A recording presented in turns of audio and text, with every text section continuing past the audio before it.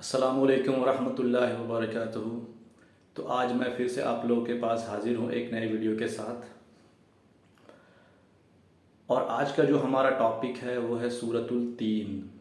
سورۃ التین جو بیسیکلی ہے وہ 95 نمبر سورہ ہے قرآن مجید میں، اور اس میں ٹوٹل جو آیتیں ہیں وہ ہے 8۔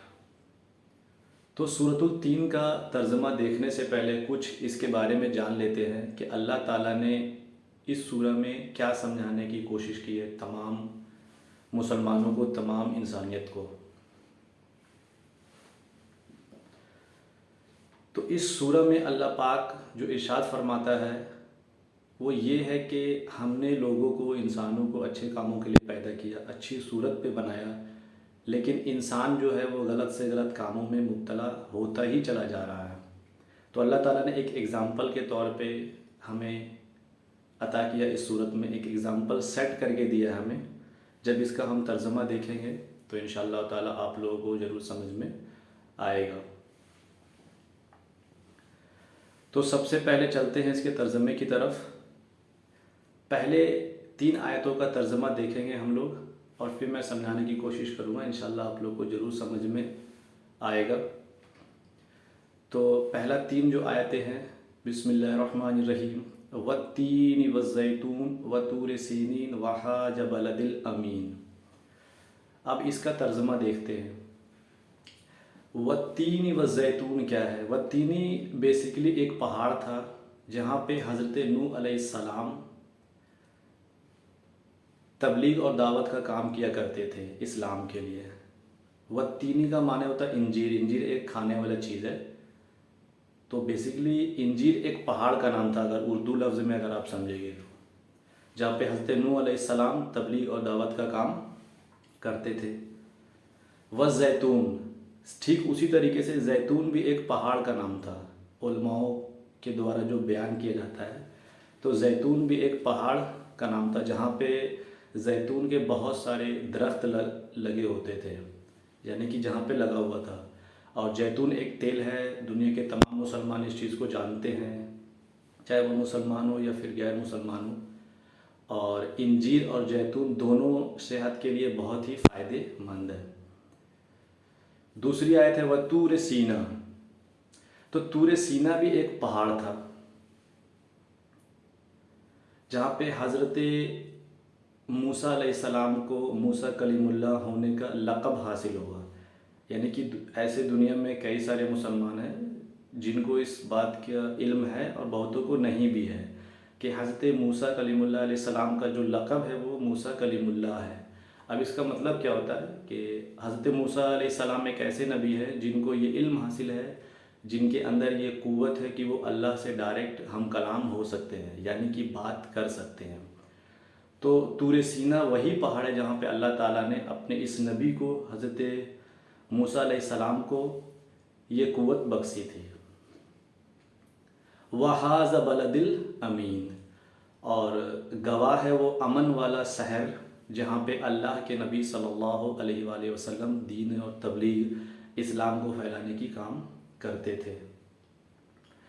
تو ان تینوں آیتوں سے مراد یہ ہے کہ اللہ نے ہمیں ایک ایگزامپل دیا ہے کہ ہم نے ان کو بھی تو پیدا کیا، یہ بھی تو انسان ہے، تو تم ان لوگوں کو کیوں فالو نہیں کرتے ہو؟ تم گندے سے گندے کام، نیچے سے نیچے کام، جھوٹ فریب میں کیوں مبتلا ہو رہے ہو؟ تو پہلی جو 3 آیت ہے وہ ایک ایگزامپل کے طور پر تمام مسلمان، تمام انسانیت اس کو لے سکتی ہے۔ والتین والزیتون وطور سینین وہذا البلد الامین، ان تینوں آیتوں کا مطلب یہی ہے۔ اب ہم چلتے ہیں اس کی چوتھے اور 5ویں آیت کی طرف۔ اس میں دیکھیں گے کہ اللہ تعالیٰ نے چوتھا اور 5واں آیت میں کیا ارشاد فرماتا ہے۔ لَقَدْ خَلَقْنَا الْإِنسَانَ فِي أَحْسَنِ التَّقْوِيمِ، یہ ہے چوتھا۔ ثُمَّ رَدَدْنَاهُ أَسْفَلَ سَافِلِينَ، اور یہ ہے سورۃ التین کی 5ویں آیت۔ تو اب ترجمہ دیکھتے ہیں کہ لَقَدْ خَلَقْنَا الْإِنسَانَ فِي أَحْسَنِ التَّقْوِيمِ کا معنی کیا ہوتا ہے۔ اس کا ترجمہ ہوتا ہے کہ ہم نے انسانوں کو اچھی صورت پہ پیدا فرمایا ہے، یعنی کہ اللہ نے انسانوں کو اچھے کاموں کے لیے پیدا کیا ہے۔ ثُمَّ رَدَدْنَاهُ أَسْفَلَ سَافِلِينَ، تو پھر تم گندے سے گندے کام، نیچے سے نیچے کاموں کی طرف باعث کیوں ہو رہے ہو؟ 5ویں آیت میں اللہ تعالیٰ یہ ارشاد فرماتا ہے۔ تو اگر اس کو سمپل کر کے ان 5 آیتوں کو اگر آپ سمجھیں تو فرسٹ 3 آیت میں اللہ تعالیٰ نے اگزامپل دیا ہے، نبیوں کا ذکر کیا ہے، اور اللہ سبحانہ و تعالیٰ یہ بتانے کی کوشش کرتا ہے کہ تم انہیں فالو نہیں کر رہے ہو، تم ان کو کیوں نہیں فالو کرتے اچھے کاموں کے لیے؟ یہ بھی تو انسان ہے، نبی ہونے کے ساتھ ساتھ یہ انسان ہے، اللہ کے بندے بھی ہیں۔ 3 آیتوں میں اللہ نے ہمیں اگزامپل دیا ہے۔ چوتھی میں فرماتا ہے لَقَدْ خَلَقْنَا الْإِنسَانَ فِي أَحْسَنِ تَقْوِيمٍ، ہم نے تمہیں اچھے کاموں کے لیے پیدا کیا ہے۔ 5ویں میں اللہ تعالیٰ فرماتا ہے ثُمَّ رَدَدْنَاهُمْ أَسْفَلَ سَافِلِينَ، لیکن تم نیچے سے نیچے کاموں میں باعث ڈھلتے چلے جا رہے ہو۔ اب چلتے ہیں 6 آیت کی طرف، إِلَّا الَّذِينَ آمَنُوا وَعَمِلُوا الصَّالِحَاتِ فَلَهُمْ أَجْرٌ غَيْرُ مَمْنُونٍ۔ یہ ہے 6 آیت سورۃ ال-3 کا۔ اس کا مطلب ہوتا ہے کہ جن لوگوں نے اچھے کام کیے، جن لوگوں نے ایمان لے، ان لوگوں کے لیے بڑا ہی اجر ہے، بڑا ہی ثواب ہے۔ فَمَا يُكَذِّبُكَ بَعْدُ بِالدِّينِ، یہ ہے 7واں۔ أَلَيْسَ اللَّهُ بِأَحْكَمِ الْحَاكِمِينَ، یہ ہے 8ویں آیت۔ اب 7ویں اور 8ویں آیت کا ترجمہ ہم دیکھتے ہیں۔ فَمَا يُكَذِّبُكَ بَعْدُ بِالدِّينِ، تو وہ کون سی وجہ ہے، وہ کیا وجہ ہے کہ تم نے انصاف کو جھٹلانے پر باعث ہو گئے ہو؟ اللہ تعالیٰ ارشاد فرماتا ہے کہ ایسا کیا کارن ہے کہ تم لوگوں نے انصاف کو، صحیح چیزوں کو جھٹلانے پر باعث ہو گئے، یعنی کہ ان کو انکار کرنا شروع کر دی ہو۔ أَلَيْسَ اللَّهُ بِأَحْكَمِ الْحَاكِمِينَ، یہ ہے 8ویں۔ کیا تمہارا اللہ تمام حاکموں سے بڑھ کر حاکم نہیں ہے؟ یعنی کہ آپ اس کو دوسرے طریقے سے سمجھ سکتے ہیں کہ اس کائنات میں جتنے بھی مہان ہستیاں ہیں، اللہ سبحانہ و تعالیٰ ان سب سے مہان ہے، کیونکہ جتنے بھی مہان لوگ ہیں سب کو اللہ تعالیٰ نے ہی بنایا ہے۔ تو یہ سورۃ ال-3 کا ایک آسان سا ترجمہ جو میں نے آپ لوگوں کے سامنے رکھنے کی کوشش کی ہے، مجھے امید ہے کہ انشاءاللہ تعالیٰ ضرور آپ لوگوں کو سمجھ میں آئے گا، اور مجھے سمجھانے میں یا میرے ترجمہ جو میں نے سیکھا اس میں کوئی خامیاں، غلطیاں، گستاخیاں ہوں تو اللہ سبحانہ و تعالیٰ ہمیں بھی معاف کرے، اور کہیں پہ آپ لوگوں کو اگر کوئی اس میں کمی یا غلطی نظر آتی ہے کوئی لفظ میں یا کوئی ترجمہ میں تو ضرور بتائیں۔ اور لاسٹ میں پھر یہی کہنا چاہوں گا کہ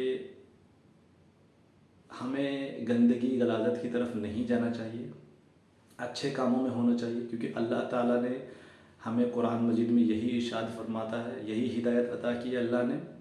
آپ سورۃ ال-3 کو دیکھ لیجئے، 3 آیتوں میں اللہ نے ہمیں اگزامپل عطا کیا ہے نبیوں کے ذریعے سے کہ ان کے فالو کرو، یہ بھی اللہ کے بندے ہیں۔ چوتھی میں اللہ نے فرمایا کہ ہم نے انسانوں کو اچھے کام کے لیے پیدا کیا۔ 5ویں میں اللہ تعالیٰ کہتا ہے کہ تم کیوں نیچے سے نیچے چلے جا رہے ہو، اور 6 میں اللہ تعالیٰ فرماتا ہے کہ جو لوگ نیک کام کیے، ایمان لائے، اس کے لیے بڑا ہی اجر ہے، بڑا ثواب ہے۔ 7واں میں تو ایسی کیا وجہ ہے کہ تم گندے نیچے سے نیچے چلے جا رہے ہو، انصاف کو انکار کر رہے ہو اور جھوٹ کو قبول کر رہے ہو؟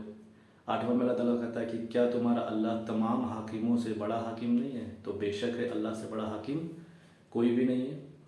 تو یہ سورۃ ال-3 کا ایک ترجمہ جو میں نے آپ لوگوں کے ساتھ شیئر کیا۔